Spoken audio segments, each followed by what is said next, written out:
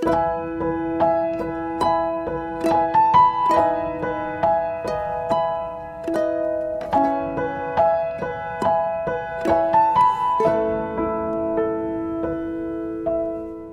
semuanya.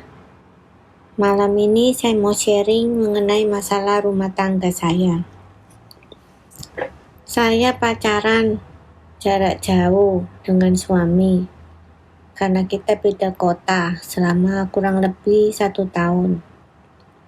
Jadi saya agak kurang mengenal betul kebiasaannya. Setelah menikah baru tahu kalau suami pergaulannya kurang baik. Teman-temannya sering telepon, ajak dugem. Awalnya sih jarang-jarang, tapi makin lama makin sering. Pulang-pulang mabuk, teler. Suami jadi suka marah-marah kalau di rumah dan tidak betah. Kalau di rumah SMS-an terus, selalu pegang HP kemana-mana, bahkan ke kamar mandi. Lama-lama saya jadi curiga ada apa, dan kalau pergi saya telepon tidak pernah mau angkat. Setiap hari kalau suami saya dugem, saya pasti tidak tidur, saya tungguin sampai dia pulang, lalu saya ajak berantem. Kalau malam saya begadang, nunggu suami tidur, karena saya mau periksa HP-nya. Saya catetin semua nomor yang mencurigakan. Padahal saya kerja, jadi setiap hari saya cuma tidur beberapa jam. Karena pagi saya sudah harus ke kantor. Di kantor saya akan hubungi nomor-nomor yang mencurigakan itu, supaya saya tahu itu nomor laki-laki atau perempuan. Saya jadi seperti detektif. Hidup saya sungguh-sungguh kacau, sengsara. Badan kurus kering. Kadang jam makan siang, saya tidak makan, tapi ke tempat-tempat yang saya curigai. Tempat suami saya curigain selingkuh. Saya sudah seperti orang gila. Pelarian saya, kadang saya minum bir, kadang saya minum obat penenang. Bahkan saya pernah coba bunuh diri minum obat tidur. Tapi gak mati, cuma setengah mati. Anak-anak tidak saya urusin, terlantar cuma dengan babysitter. Dan ini berlangsung bertahun-tahun. Tapi saya merasa Tuhan tidak pernah meninggalkan saya. Tuhan kirimkan teman-teman rohani yang gak bosan-bosan ajak saya ke persekutuan doa, ke gereja, pendoa-pendoa, dan ajak saya konseling. Saya jadi banyak dengar firman dan kesaksian-kesaksian dari orang-orang yang mengalami hal yang sama seperti saya. Dan ini sungguh membuat saya kuat. Tapi saya masih bandel. Saya tidak terima diperlakukan seperti ini oleh suami. Saya mau balas dendam. Saya kepengen mempermalukan suami. Karena tidak berhasil memergoki suami sendiri, saya mulai berpikir untuk cari detektif. Akhirnya saya berhasil. Saya senang sekali. Lalu saya bikin appointment dengan detektif itu. Saat ketemuan, saya ceritakan masalah saya. Tapi detektif itu bukannya terima job dari saya, malah saya diceramain. Dia bilang, serahkan pada Tuhan, Bu. Suami kalau ketahuan bukannya takut, malu, malah nekat dan nantang. Percaya Tuhan pasti tolong ibu. Saya sampai terheran-heran. Saya bilang, bukannya Bapak usahanya jadi detektif ya? Kok suruh saya serahkan ke Tuhan? Dalam hati saya, ini detektif atau pendeta sih? Kok seperti orang konseling? Detektif itu bilang, Saya kasihan sama ibu, karena saya alami sendiri. Istri saya selingkuh, saya pergokin. Bukan malah tobat, malah minta cerai dan menikah dengan selingkuhannya. Tapi saya ngotot, tetap mau dia handle. Tapi dia menolak dan pulang. Sampai di rumah saya kesel, dongkol, usaha saya gagal lagi. Saya sudah tidak tahu harus berbuat apa lagi. Benar-benar sudah putus harapan. Capek jiwa raga. Akhirnya malam itu saya berlutut dan berdoa. Saya teriak ke Tuhan, Tuhan, Tuhan, saya sudah gak kuat. Saya sudah gak kuat. Saya angkat tangan. Saya serahkan suamiku ke dalam tangan-Mu. Saya menangis berjam-jam malam itu sampai ketiduran. Besok pagi pas bangun, saya merasa hati saya kok damai sekali. Belum pernah saya rasa begini selama bertahun-tahun sejak menikah. Dan mulai hari itu, saya berubah. Tidak pernah ajak suami bertengkar lagi. Dia mau pulang malam atau pagi, saya santai aja. Tidur nyenyak tanpa obat. Tidak merasa khawatir. HP suami juga saya tidak pernah cek lagi. Tiba-tiba tidak kepengen ngecek. Saya jadi kuat, tenang, dan percaya kalau Tuhan sendiri yang akan turun tangan mengubah suami saya, bukan dengan cara saya. Sejak itu, saya makin tekun berdoa, baca Alkitab, dengar khotbah, dan berserah. Suami saya sampai tanya, kok kamu tidak pernah marah lagi sekarang? Suatu saat, Tuhan benar-benar turun tangan, menghajar suami saya.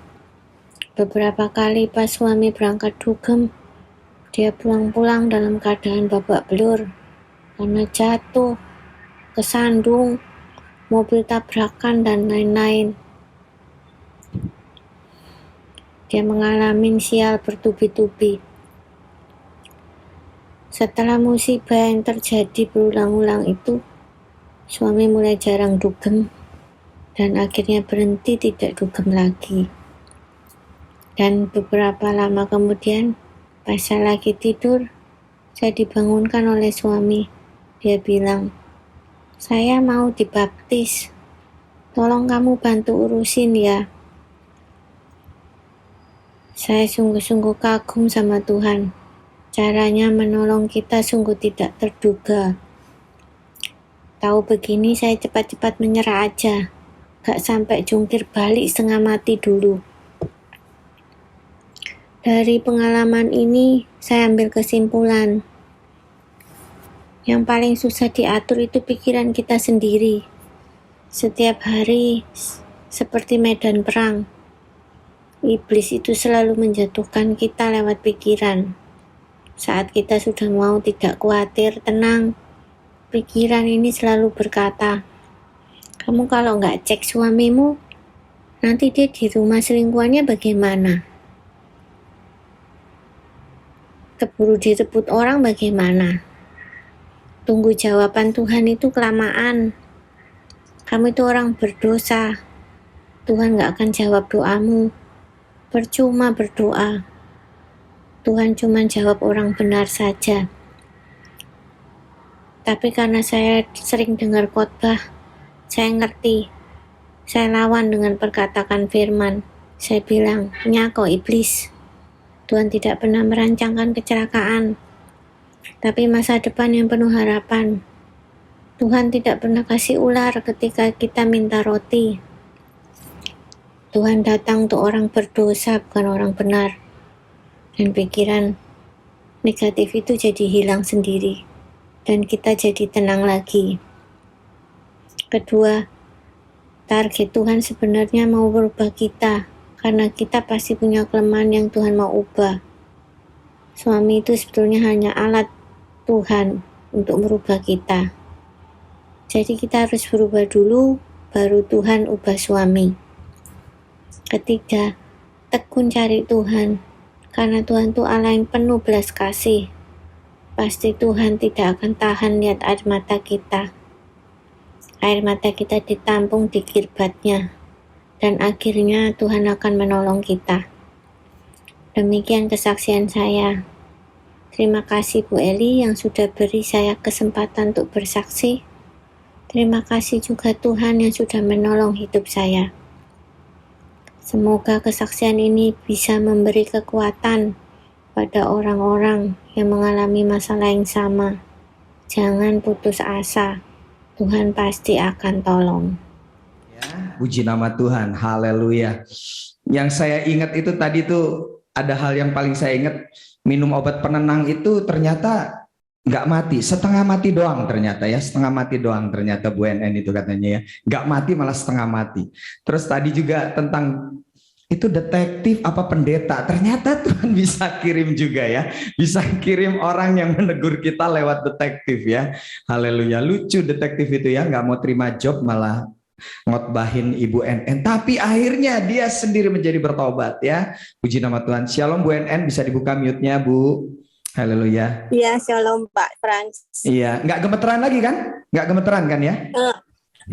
Sedikit. Soalnya katanya waktu bikin rekaman ini sambil gemeteran katanya. Haleluya. Tenang aja Bu, tenang. Baik, terima kasih Bu NN atas kesaksiannya yang luar biasa. Saya sangat juga diberkati, suami sekarang sudah dibaptis, terima Yesus sebagai Tuhan dan Juru Selamat. Dan tentunya keluarga Ibu sekarang sudah benar-benar dipulihkan ya Bu ya? Iya sudah Pak. Senang sekali ya. Honeymoon dong terus ya kemana-mana ya. Sekarang kalau kemana-mana suami pasti ajak saya. Waduh, tapi nggak ngajak dugem kan? Nggak kan ya? Nggak ngajak dugem kan? Nggak ya? Ya, baik. Masalah ekonomi, keuangan juga dipulihkan oleh Tuhan? Iya, nggak ada masalah Pak. Waduh, nggak ada masalah di dalam perekonomian. Baik, pertanyaan saya bagaimana perkenalan Ibu dengan Bu Eli itu? Apakah Ibu pernah sempat konseling atau DM Bu Eli begitu? Saya pernah DM Bu Eli. Waktu saya dipulihkan itu saya DM Bu Eli, saya bilang Bu Eli, saya ada janji ke Tuhan kalau saya dipulihkan saya akan beri kesaksian. Jadi waktu itu saya kirimkan kesaksian saya ke Bu Eli secara tertulis. Oh oke, baik. Dan Ibu sebelumnya juga pernah dengar khotbah-khotbah Bu Eli sebelum DM Bu Eli? Sering. Oh sering. Saya lewat IG Live. Iya. Oh jadi juga Ibu sering mendengar khotbah itu dan membangun Ibu ya untuk bisa terus percaya bahwa Tuhan pasti tolong begitu ya. Iya. Kalau di Zoom ini juga sudah ikut cukup lama? Saya. Oke, di Zoom ini juga. Di Zoom ini Ibu sudah cukup lama ikut? Ikut. Oke, ikut juga. Ya, rajin sekali ya. Setelah memang tahu kebenaran sehingga terus pengen terus tahu kebenaran dan tahu kebenaran begitu ya Bu NN ya.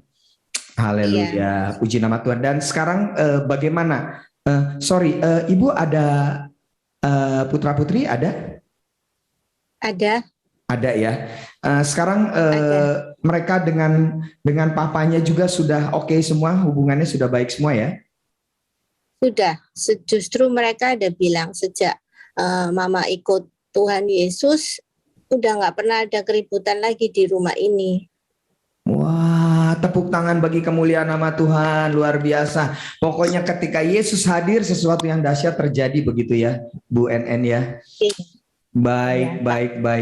Ya, baik, terima kasih Bu NN, tetap setia ya, tetap setia bersama-sama ya, kita terus beribadah di PD Victory ya, tetap terus cari Tuhan ya, kita percaya semakin hari semakin dipulihkan, semakin harmonis keluarganya ya. Nanti mungkin satu kali bersama suami, satu kali mungkin ya bisa juga bersaksi kita sama-sama ketika suami sudah siap untuk jadi berkat juga buat kita semua ya. Oke. Selamat Amin, malam Pak. Bu NN, Tuhan Yesus memberkati. Haleluya, puji nama Tuhan. Berikan tepuk tangan buat kemuliaan nama Tuhan. Amin. Baik, ya, malam hari ini sudah bersama-sama dengan kita Ibu Gembala, Ibu Evangelis Eli Kurniawati yang akan sharing firman Tuhan. Saya persilahkan Bu Gembala, Tuhan Yesus memberkati. Ya, yuk kita berdoa terlebih dahulu. Bapak, terima kasih buat kesaksian yang begitu menguatkan kami. Kami belajar sesuatu bahwa ketika kami taat, justru di balik ketaatan itu mendatangkan pemulihan dan berkat Tuhan. Ketika kami taat apa yang menjadi kehendak Tuhan, kami tahu bahwa ada banyak kehendak Tuhan yang terbaik yang terjadi dalam kehidupan kami. Terima kasih Tuhan, berkati Bu NN. Saya percaya kalau sebentar kami akan dengar sebagian firman-Mu, urapi bibir lidah hamba-Mu, biar semua kemuliaan itu kembali kepadamu. Sampaikan isi pesan-Mu. Di dalam nama Tuhan Yesus yang percaya berkata, amin. Ya, shalom semuanya. Suara saya terdengar bagus ya. Oke, ya. Kita percaya bahwa malam ini juga bukan satu kebetulan ya. Ketika saya mempersiapkan tema khotbah kok sama ya, ketaatan mendatangkan pemulihan dan berkat ya. Kita percaya kalau Bu NN menyerah, kira-kira dia melihat pemulihan yang indah enggak hari ini? Kira-kira dia melihat bertahun-tahun tetesan air matanya enggak menghasilkan sesuatu ya. Tapi kita lihat bagaimana Tuhan pulihkan suaminya, bisa mau dibaptis, anak-anak melihat, rumah tangga semua, saudara. Berkat juga. Saudara lihat, kalau kita benar-benar taat hari ini, dan Tuhan tahu kesungguhan hati saudara, percayalah, Tuhan itu tidak pernah lupa buat saudara. Saudara pada waktu saudara nyaman, saudara sering melupakan Tuhan. Tapi Tuhan tidak pernah lupa buat saudara dan saya bahwa saudara adalah biji mata Tuhan. Saudara adalah anak-anak yang dikasihi, saudara adalah orang-orang anak-anak yang perlu ditopang karena Tuhan tahu saudara dan saya adalah debu yang tanpa Tuhan kita tidak akan bisa melakukan apa-apa. Yuk malam ini kita lihat dulu ayatnya ya. Mazmur 37 ayat 34. Mazmur 37 ayat 34 ya. Ayat ini menjadi kekuatan rema juga buat saya ketika saya sudah capek, saya sudah lelah. Saya selalu ingat ayat ini.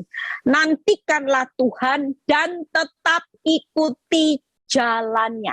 Maka, ya, saudara lihat ya, jadi ada dua hal, nantikan Tuhan dan ikuti jalannya itu berbicara taat. Jadi ketika hari-hari ini kita semua sedang menantikan waktunya Tuhan. Tapi seberapa banyak orang yang sedang dalam menantikan waktunya Tuhan, saudara tidak ikuti jalannya. Saudara mau ikuti jalan hidup saudara sendiri. Saudara ciptakan jalan. Saudara lihat Bu NN, waktu menantikan waktunya Tuhan, dia pernah gagal. Yaitu apa? Tidak ikuti jalannya Tuhan, malah ciptakan jalan, sewa detektif, ya, minum obat, tidak mati. Untung tidak mati Bu NN. Nah, kalau mati kan masuk neraka Bu NN, ya. Untung masih setengah mati, pintu anugerah masih besar. Nah, kalau mati beneran betapa ruginya tidak lihat pemulihan yang hari ini.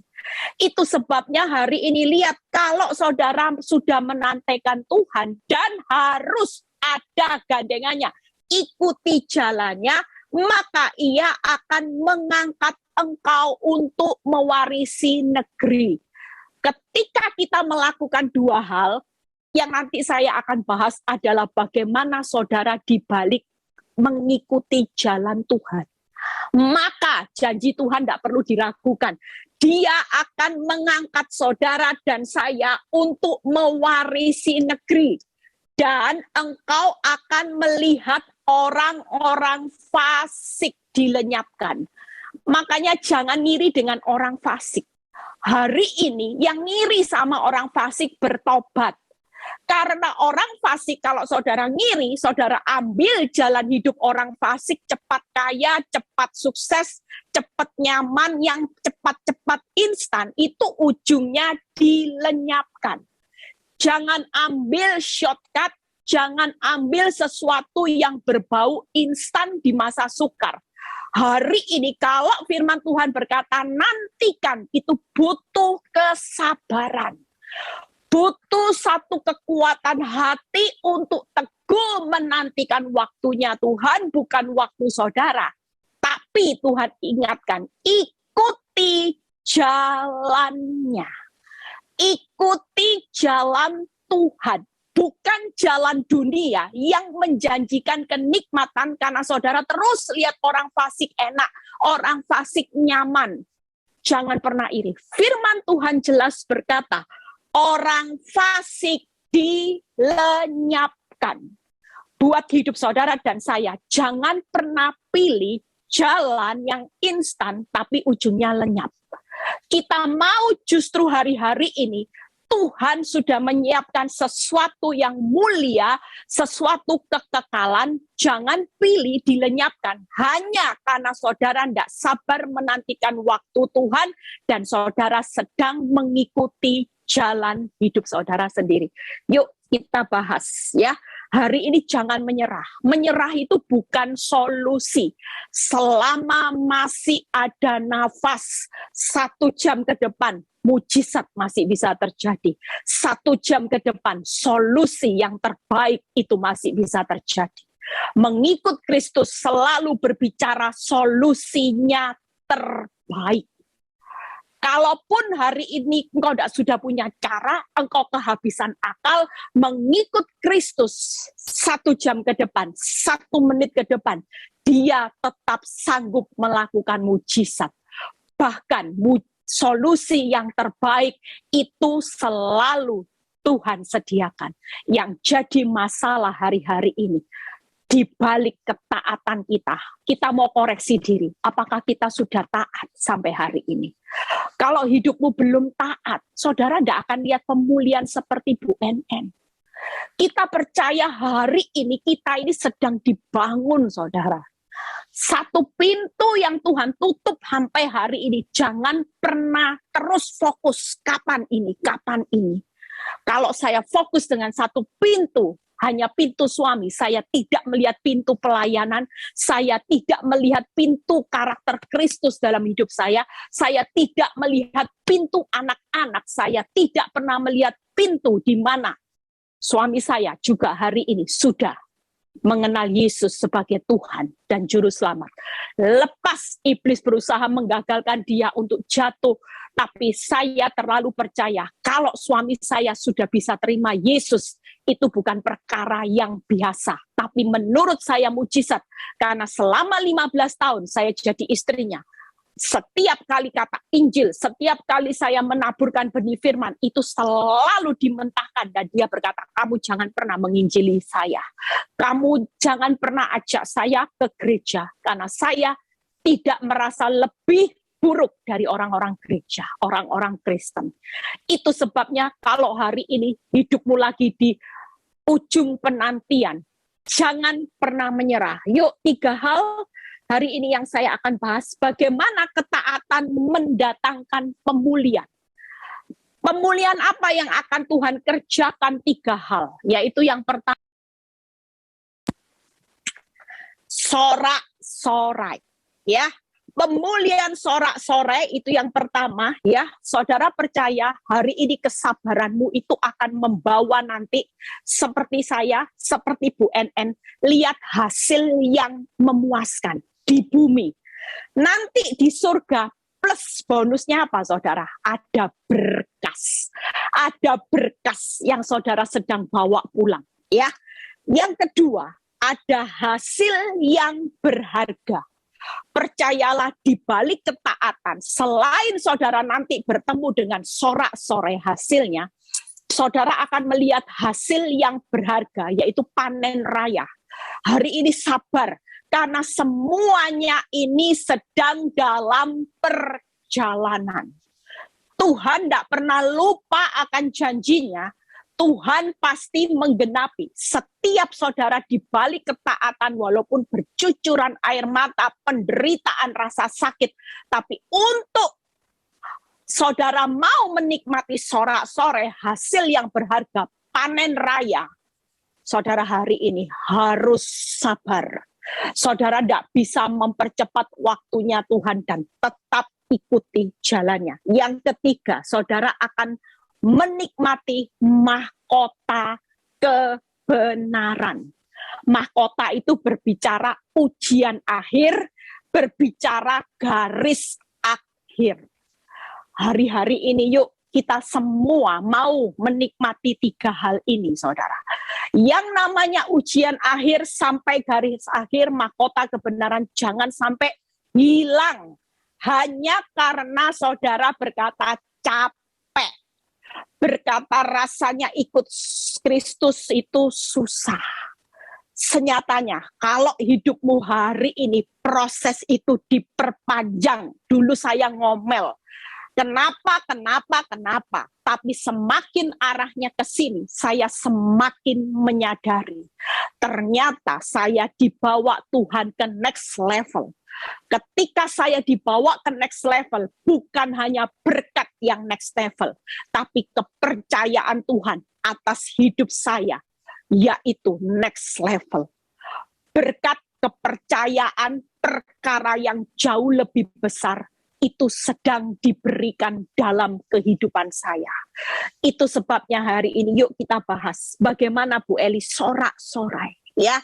Apa yang harus saudara lakukan hari ini yang saya bahas itu ketaatan. Kalau berkat tidak perlu diragukan. Yang namanya Tuhan janji untuk mengangkat saudara dan mewarisi negeri, itu pasti digenapi. Yang penting Tuhan bilang gini, kamu taat aja. Kalau kamu ingin menikmati sorak-sorai, ayat yang nggak asing, ya. Orang yang berjalan maju dengan menangis sambil menabur benih, Mazmur 126 ayat 6, pasti pulangnya dengan sorak-sorai sambil membawa berkas-berkasnya. Apa ketaatan yang harus saudara lakukan kalau saudara kepingin ketemu dengan sorak-sorai? Yaitu yang pertama, waktu awal proses hidup saya, ayat ini yang awal-awal menemani saya. Tuhan bilang gini, kamu tidak bisa terpuruk di titik cuman merenungi nasib. Engkau nggak bisa, Eli. Engkau lihat ayat ini berkata berjalan maju, artinya move on. Saudara dan saya hari ini, kalau saudara mau ketemu sorak-sorai seperti Bu NN, saudara harus move on. Seberat apapun, kalau firman Tuhan berkata, nak berjalan maju, itu artinya bergerak, move on. Tidak bisa melihat kenyataan terus, mau tambah parah, saudara tetap move on. Dan pada waktu itu di awal Tuhan bilang gini, engkau harus move on. Engkau tidak bisa terus merenungi masalah demi masalah. Yang kedua, Tuhan ingatkan buat hidup saya. Nak tahu ya, berjalan maju sambil menangis. Itu artinya Tuhan bilang gini, rela menderita. Kalau sudah move on dan saudara tahu ada kehilangan, kerugian seperti saya. Ketika suami saya hari itu mulai cintanya sangat berkurang, ya. Dari cinta mati sampai benci setengah mati, Tuhan berkata, kalau aku yang perintahkan engkau untuk berjalan maju, move on, tapi dengan menangis, berarti engkau harus punya kerelaan sesaat. Hari ini jangan lihat kehilangannya berapa besar, rasa sakit dari cinta mati, benci mati, engkau tidak perlu takut. Hari ini engkau harus menangis. Jujur, kalau orang diselingkuhi, orang bangkrut, kehilangan pekerjaan, usaha yang sepi, kira-kira move on-nya itu ketawa? Tidak mungkin, saudara. Move on tidak seperti yang saudara mau ikut Kristus, bim salah bim, langsung hasilnya instan. Enggak. Move on bukan berarti bim salah bim, tetap rela menderita. Engkau jangan terus kapan Tuhan, kapan rela. Sesaat memang engkau lihat suamimu hari ini benci setengah mati, tapi engkau harus berjalan maju, menangis rela untuk menderita. Yang ketiga, Tuhan ingatkan buat hidup saya, nak jangan lupa lo ya, walaupun menangis sudah rela, tapi engkau tidak boleh relanya dengan sakit hati. Ada berapa banyak orang ketika relanya masih diikuti sakit hati. Sehingga apa? Saudara tidak menabur benih yang benar. Kalau sudah rela tokomu dilelang bank, rela suamimu selingkuh, ya kita rela, Tuhan tidak rela. Kalau kita hari ini rela kita di PHK, kita rela pekerjaan kita sepi, omsetnya turun. Percayalah, Tuhan tetap ingatkan, orang yang rela hatinya akan berbesar hati. Dia pasti akan berespon benar. Tidak akan rela, tapi relanya seperti Bu NN, cari detektif, minum obat sampai mau mati. Ada yang mungkin hari ini rela, tapi tipu sana, tipu sini, ke dukun, ke paranormal. Enggak, tetap hari ini move on. Setelah move on, rela ya sudah Tuhan sesaat. Setelah rela sesaat, dan saudara menabur benih kebenaran dengan respon yang benar, percayalah, janji Tuhan, pulang sorak-sorai. Di bumi, saudara akan menikmati bagaimana Tuhan akan pulihkan dengan sorak-sorai, sambil pulang nanti akan menikmati berkas dari benih yang ditabur. Itu akan menjadi perhitungan, diperoleh ya, untuk dibawa pulang selamanya. Yuk yang kedua, ya. Kita percaya hari ini, yuk yang kedua. Kita lihat bagaimana proses berikutnya. Kita mau mendapatkan hasil yang berharga. Ini next level. Pada waktu saya bisa menghadapi level di mana Mazmur 126 saya sudah lakukan. Mungkin setahun, 2 tahun, saudara bilang gini, ya sudah ingat, move on, rela, sudah tabur benih kebenaran. Pada titik tertentu, saya kecewa, saudara. Loh Tuhan, sudah move on, sudah rela, dibagi, ya saya terima Tuhan. Saya sudah bisu tuli, sudah baik, ngampuni Tuhan. Tapi setelah saya melihat suami saya sampai punya 2 anak, mulai hidup saya tidak terima, saudara. Mulai rasa kecewa sama Tuhan. Saya bilang gini, Tuhan sudah aku praktekkan loh Mazmur 126 ayat 6. Sampai kapan Tuhan? Lah kok keadaan tambah lama bukannya tambah baik, nggak ketemu sorak-sorai, tapi ketemunya malah bencana, petaka, keadaan tambah buruk sampai punya anak 2. Mana janji Tuhan? Tapi yang Tuhan ingatkan, nak, engkau tidak usah bingung dengan hasil yang masih aku lanjutkan. Tapi yang pasti berkas ini tidak akan hilang. Saudara lihat ya, next level berikutnya, Yakobus 5 ayat 7-9. Waktu saya baca ayat ini, saya mulai sadari, oh ternyata kalau sampai hari ini sudah melakukan yang terbaik sama Tuhan, tapi belum melihat keadaan bertambah baik, saya mulai belajar. Karena selain sorak-sorai, Tuhan mau memberikan berkat pemulihan, yaitu apa? Hasil yang berharga. Kita lihat Yakobus 5 ayat 7-9. Yuk kita baca sama-sama. Karena itu, ya, jadi yang masih dilanjutkan proses ini, kata kunci. Nanti kalau sudah lulus next level berikutnya, saudara akan menikmati next level berkat. Kepercayaan Tuhan, perkara yang jauh lebih besar. Pasti itu terjadi, saudara. Karena itu saudara-saudara, bersabarlah. Lihat ya, kalau hari ini belum selesai, firman ini buat saudara dan saya. Bersabarlah sampai kapan, saudara? Kedatangan Tuhan. Kedatangan Tuhan itu berbicara waktu Tuhan. Kita dituntut sabar, saudara. Belum selesai, sudah melakukan benih 126 ayat 6 Mazmur. Tidak usah protes. Lihat kata-kata berikutnya. Sesungguhnya petani menantikan hasil yang berharga dari tanahnya, Dan ia harus sabar sampai telah turun hujan, musim gugur, musim semi, ayat 8. Kamu, saudara dan saya juga harus bersabar dan harus meneguhkan hatimu karena kedatangan Tuhan sudah sangat dekat. Hari ini kita tahu kedatangan Tuhan sudah sangat dekat. Itu sebabnya jangan pernah menyerah.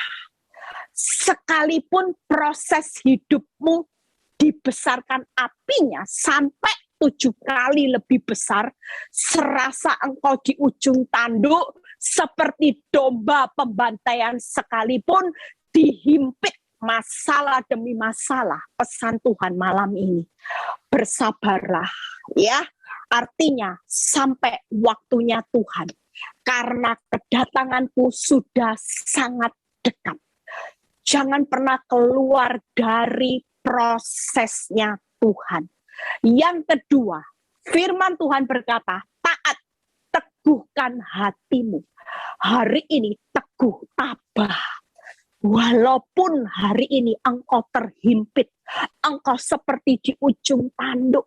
Jujur, waktu saya melihat suami saya sampai punya 2 anak, firman ini menjadi kekuatan buat hidup saya. Firman ini berkata, nak, aku tahu engkau sudah melakukan respon yang benar. Engkau hari ini sudah rela hidupmu dibagi cintanya sama suamimu. Bahkan kau berkata, bukan lagi dibagi Tuhan, tidak berimbang. Yang sana cintanya jauh lebih banyak daripada saya. Walaupun seperti itu engkau sudah rela, hari ini aku sedang membawa engkau ke next level. Yaitu level yang lebih tinggi, bukan hanya sekedar rela, sekedar saudara hari ini move on, belum cukup. Karena aku sedang bawa engkau ke next level. Engkau harus tetap sabar menantikan waktuku. Teguhkan hati. Kalau engkau lihat kenyataan, engkau harus berbesar hati. Teguh hati itu besar hati, saudara. Walaupun keadaanmu makin buruk, makin kacau, saudara harus teguhkan hati. Saudara harus berkata gini, aku tetap percaya kepada Tuhan. Itu orang yang punya keteguhan hati.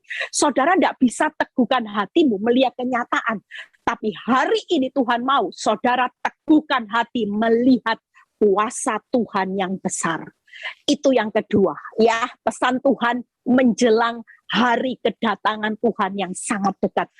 Makin panjang sabar, makin teguhkan hatimu walaupun melihat kenyataan, engkau tetap tabah hari ini.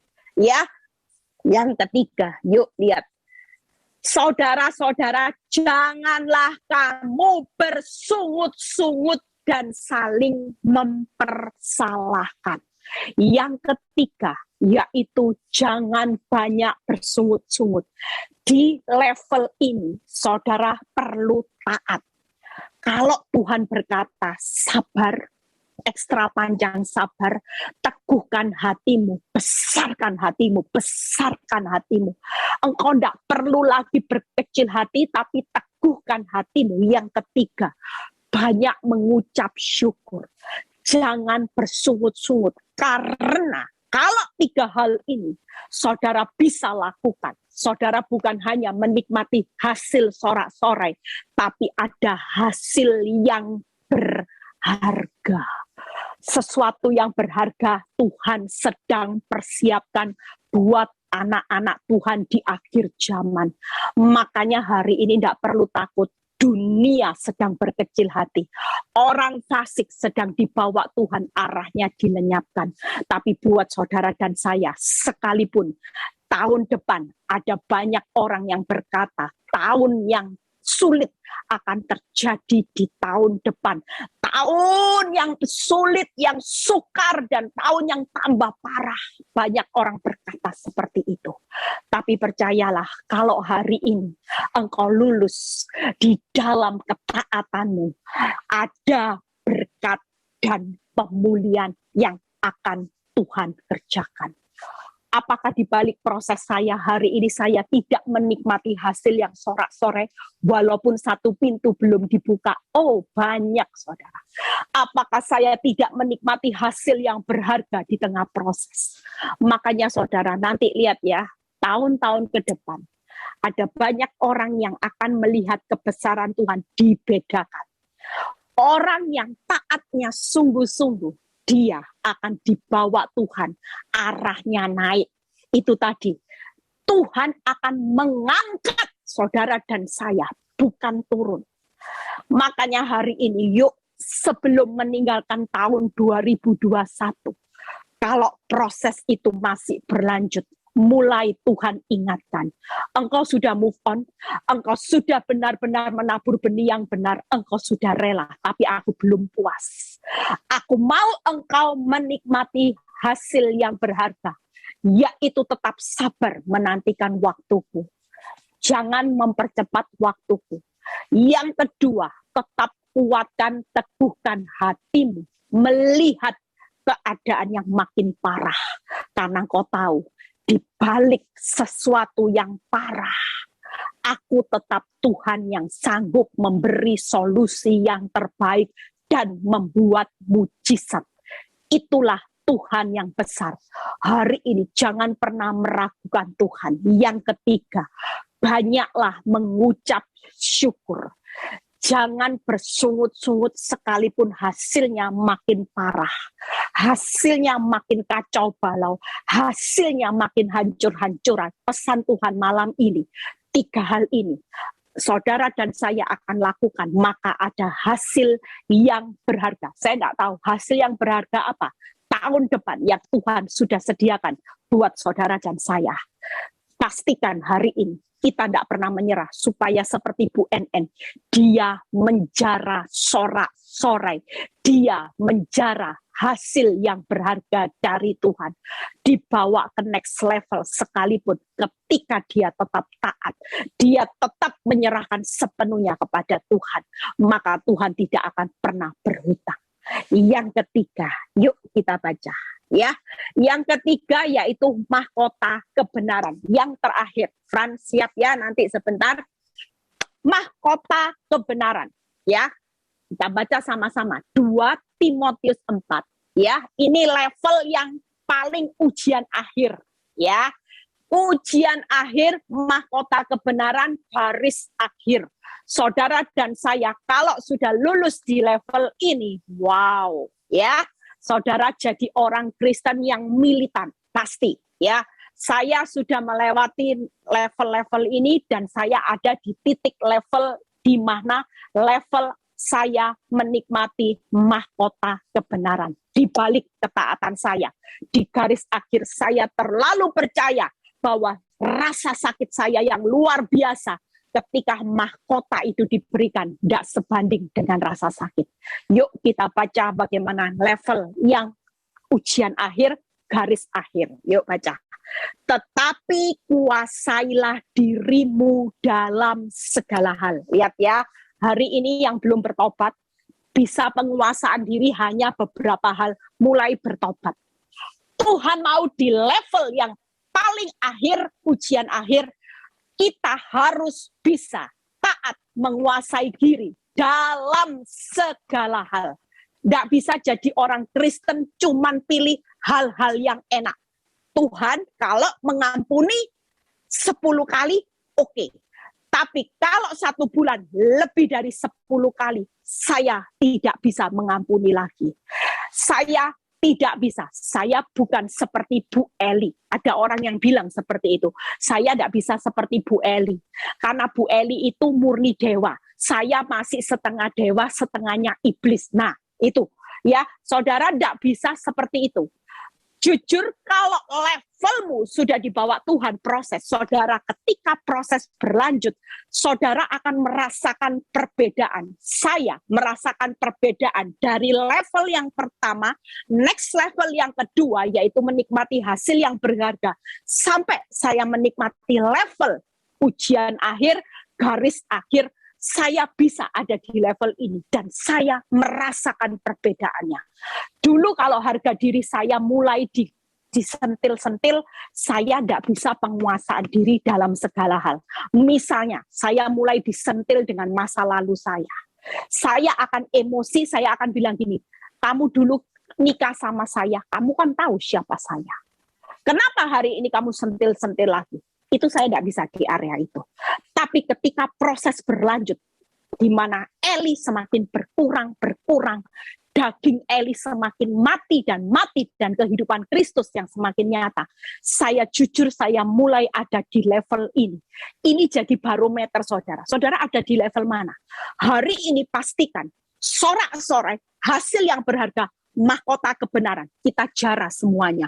Tahun depan, kalau orang lain susah ketika saudara sudah lulus, percayalah, janji Tuhan itu tidak akan pernah bisa dibatalkan oleh apapun juga. Walaupun kenyataan hancur-hancuran, tapi ketika dia melihat ketaatanmu, menjalani prosesnya dengan sungguh-sungguh. Yuk kita baca. Dalam segala hal, sabarlah menderita. Beda ya, tadi cuman rela ya. Rela menderita mungkin ya 1 tahun, 2 tahun bisa. Tapi Bu Eli kalau seperti Bu Eli suruh menderita jadi koset, suruh menderita terus lihat suami selingkuh 12 tahun. Oh sorry Bu Eli, tidak bisa. Di level ini saudara akan bilang gini, tidak apa-apa Tuhan, aku akan sabar menderita. Kalau dulu cuma rela menderita, rela kehilangan sesaat. Tapi ketika waktu saudara tidak tercapai, saudara akan marah sama Tuhan. Tapi di level ini, waktumu belum terjawab, engkau sudah taat, tapi hasilnya hancur-hancuran. Saudara akan berada di level ini. Tetap sabar menderita. Beda saudara. Ya, yuk kita lihat. Lakukanlah pekerjaan pemberita Injil dan tunaikan tugas pelayananmu. Orang yang sudah levelnya ini, ya level yang pertama itu ketika bisa menguasai diri dalam segala hal, mereka akan punya gaya hidup roh mengendalikan daging. Bukan daging yang mematikan roh, tapi roh yang mematikan daging setiap kali. Yang kedua, sabar menderita. Walaupun keadaanmu apa, engkau tetap intim, engkau tetap memelihara iman sampai di garis akhir. Imanmu tidak akan goyah, imanmu tidak akan naik turun, imanmu tidak akan bimbang. Tapi imanmu akan disertai dengan perbuatan orang benar. Itu karena saudara punya keintiman dengan Tuhan. Yang ketiga, tetap tunaikan tugas pelayanan. Saudara tidak akan banyak nuntut Tuhan hari-hari ini. Jujur, kalau saudara lihat hari ini, saya melayani Tuhan. Ya, capek sekalipun saya melayani Tuhan. Kalau mau hitung-hitungan sama Tuhan, saya marah. Tuhan sudah capek, saya tidak kejar target setoran loh Tuhan. Tapi kok Tuhan sampai hari ini, mana Tuhan? Mana Tuhan? Kira-kira, saudara bisa lihat tidak keadaan hidup saya hari ini? Kenapa saya tetap punya semangat? Karena saya sudah ada di level ini. Saya tidak banyak menuntut hak saya, tapi saya tetap setia menunaikan kewajiban saya, yaitu saya menunaikan tugas pelayanan tanpa hitung-hitungan sama Tuhan. Tuhan belum selesaikan masalah saya, pekerjaan saya, kewajiban saya untuk melayani Tuhan tidak akan pernah berhenti. Itu sebabnya kenapa Victory sampai 1 minggu 4 kali. Itu karena saya sudah ada di level ini, saudara. Saya tidak pernah ingin kehilangan mahkota. Saudara lihat baca ayat 8-nya. Ya. Sekarang telah tersedia bagiku mahkota kebenaran yang akan dikaruniakan kepadaku oleh Tuhan, Hakim yang adil pada harinya. Kita semua mau kan menjarah mahkota? Beda loh ya, kalau pulang ke surga diberi mahkota sama kepalanya tidak ada mahkota, itu beda jelas. Upahnya semuanya dibedakan.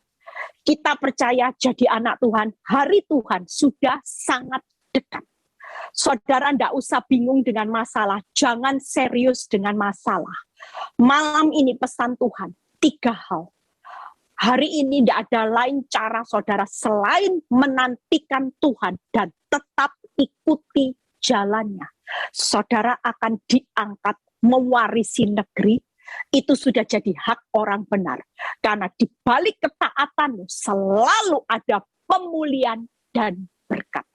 Yang pertama, sorak-sorai. Yuk, hari ini yang sudah move on, yang sudah rela, yang sudah responnya benar, jangan berkecil hati. Jangan berpikir gini, apa masih ada dosa ya?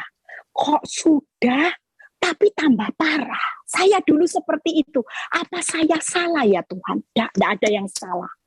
Karena hari ini jangan puas hanya di level 1. Saudara harus naik ke next level dan saudara harus tetap berada di next level seperti Paulus berkata di 2 Timotius 4 ayat 6 dan 7. Kita baca. Mengenai diriku, darahku sudah mulai dicurahkan. Itu berbicara penderitaan, saudara. Ya, sebagai persembahan. Wow, keren ya. Sudah menderita, masih bisa berpikir. Tidak marah sama Tuhan, tidak marah, tidak komplain, tidak bersungut-sungut. Paulus dengan bangganya mempersembahkan penderitaannya sebagai persembahan yang menyenangkan hati Tuhan ketika dia tetap taat. Itu tadi, dibawa ke next level, ada hasil yang berharga. Apa saudara? Next level yang kedua ketika saudara dan saya hari ini, yaitu yang kedua untuk menikmati hasil sabar. Sudahlah menantikan waktunya Tuhan. Yang kedua, tetap teguhkan hatimu. Yang ketiga, tidak usah banyak bersungut-sungut. Ucap syukur, ucap syukur. Ketika Paulus berkata seperti itu, lihat ayat 7-nya. Aku telah mengakhiri pertandingan yang baik. Aku telah mencapai garis akhir dan aku telah memelihara iman. Kita tahu ini sudah akhir zaman. Saudara mau menyelesaikan pertandingan dengan baik. Kita mau sampai garis akhir. Kita mau kita pulang nanti dapat mahkota kebenaran. Kalaupun hari ini proses hidupmu belum terlihat hasilnya.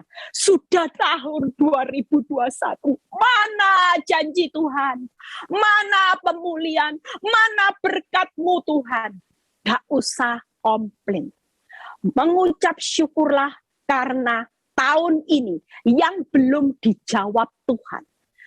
Tuhan sedang membawa saudara dan saya ke next level. Ke next level. Ketika tahun ini dievaluasi Tuhan. Oh, Bu Eli. Oh, Bu Vera. Oh, Pak Fran. Oh, siapa lagi dilihat tahun ini? Lagi dievaluasi. Mana yang banyak bersungut-sungut. Mana yang keluar dari jalannya Tuhan. Mana yang sudah tidak sabar. Mana yang hari ini tidak punya penguasaan diri dalam segala hal. Di mana hidupnya sering kali daging yang mengendalikan rohnya. Dilihat semua. Yang tidak bisa hari ini untuk sabar menderita. Semua ada di dalam penilaian Tuhan. Tapi ketika saudara di dalam penilaian akhir tahun dievaluasi sama Tuhan. Dan didapati saudara lulus. Step 1, oke. Step 2, oke. Step 3, penderitaan masih berlanjut tahun depan. Kalaupun itu berlanjut, kita percaya ini sudah akhir zaman. Kedatangan Tuhan sudah sangat dekat. Kita lagi di bawah ujian akhir. Ujian yang materinya diujikan semuanya. Orang kalau ujian akhir materinya pasti banyak. Saudara dan saya tidak usah takut. Hari ini berbesar dirilah sebagai persembahan tahun depan. Tahun depan ketika saudara lulus, percayalah, yuk kita akan sorak-sorai. Kita akan melihat hasil yang berguna. Kita akan pulang nanti pakai mahkota kebenaran. Tuhan Yesus memberkati. Baca quote-nya. Yuk, baca quote-nya. Hidup dalam ketaatan di tengah masalah jauh lebih berharga di mata Tuhan daripada hidup sukses. Ingat ya, hidup dalam ketaatan di tengah masalah jauh lebih berharga di mata Tuhan daripada sekedar saudara dan saya hanya kejar sukses. Karena ketaatan itu akan berbicara sorak-sorai hasil yang berguna, mahkota kebenaran. Tuhan Yesus memberkati, tetap kuat. Akhir tahun kita akan berjalan menutup akhir tahun. Pastikan evaluasi Tuhan di tahun ini, supaya di tahun depan Tuhan mempersiapkan yang terbaik. Pastikan evaluasi Tuhan di tahun ini buat saudara dan saya, nilainya A. Jangan puas hanya C walaupun kau kaya raya hari ini. Jangan puas kalau nilaimu cuman C, sekalipun masalahmu mungkin engkau bisa cari cara instan untuk melihat pemulihan masalah di luar cara Tuhan. Percayalah hari ini, kalau engkau benar-benar taat, Tuhan akan melakukan perkara besar di tahun depan. Yuk Fran, nyanyi. Tuhan Yesus memberkati semuanya. Kita nyanyi, yuk kita mau doa ya. Sudah mau masuki akhir tahun, kita mau angkat tangan atas setiap pergumulan hidup kita. Malam ini Tuhan hadir di setiap rumah-rumah. Dia tahu setiap pergumulan kehidupan saudara dan saya. Dia tahu setiap proses demi proses. Dia tidak pernah melupakan saudara sebagai biji matanya. Percayalah, malam ini firman ini akan membawa saudara dan saya hari ini siap dibawa ke next level. Mungkin malam ini saudara berkata, saya ingin menyerah. Ikut Tuhan itu capek. Sampai akhir tahun aku belum melihat. Bahkan masalahku bertambah rumit, bertambah kacau. Percayalah, Tuhan berkata, waktuku sudah amat sangat singkat. Kedatanganku sudah sangat dekat. Kau tidak perlu ngiri dengan jalan orang fasik. Karena mereka tanpa disadari mereka sedang arahnya dilenyapkan. Tapi buat saudara dan saya, malam ini Tuhan berkata, aku sedang mengangkat setiap orang benar untuk mewarisi negeri. Di balik ketaatanmu, aku sudah sediakan berkat dan pemulihan. Jangan pernah menyerah. Jangan pernah berputus asa. Karena tidak ada perkara sia-sia ketika aku bawa engkau ke next level di tahun depan. Itu berarti ada berkat next level, ada kepercayaan next level, dan ada perkara yang jauh lebih besar yang aku sudah sediakan buat engkau. Terima kasih Tuhan. Kami semua akan menikmati sorak-sorai. Kami tidak akan menikmati kehancuran Tuhan. Orang benar tidak pernah ditetapkan untuk hancur buntung, tapi orang benar akan ditetapkan menikmati hasil yang berharga. Bahkan mahkota kebenaran itu jangan sampai hilang, karena ini ujian akhir. Garis akhir engkau harus melewatinya. Walaupun itu sakit, walaupun itu membuat engkau rasanya terhimpit seperti domba dibawa ke pembantaian. Tuhan mau buat setiap saudara dan saya hari ini. Yuk, sabar untuk menderita. Kuasai dirimu dalam segala hal. Hari ini sabar untuk menantikan waktunya Tuhan. Itu bukan waktu. Engkau akan melihat bagaimana karya Tuhan yang terbesar akan terjadi. Teguhkan hatimu. Terima kasih Bapak buat malam ini. Firman ini akan menjadi rema buat kami memasuki tahun 2022. Kami semua akan meninggalkan tahun 2021 Dan kami memasuki tahun 2022 dengan rema ini, kami tidak akan takut dan tidak akan putus asa sampai kedatangan waktunya Tuhan. Terima kasih Bapak. Biarlah anak-anak-Mu yang bergabung malam ini, yang mengalami masalah keuangan, Tuhan berkati. Yang mengalami sakit penyakit, sembuhkan. Yang mengalami masalah rumah tangga, Tuhan. Kami percaya Engkau sudah punya anggur yang manis, solusi yang terbaik seperti Bu NN. Berkati Tuhan, kehidupan rumah tangganya Tuhan.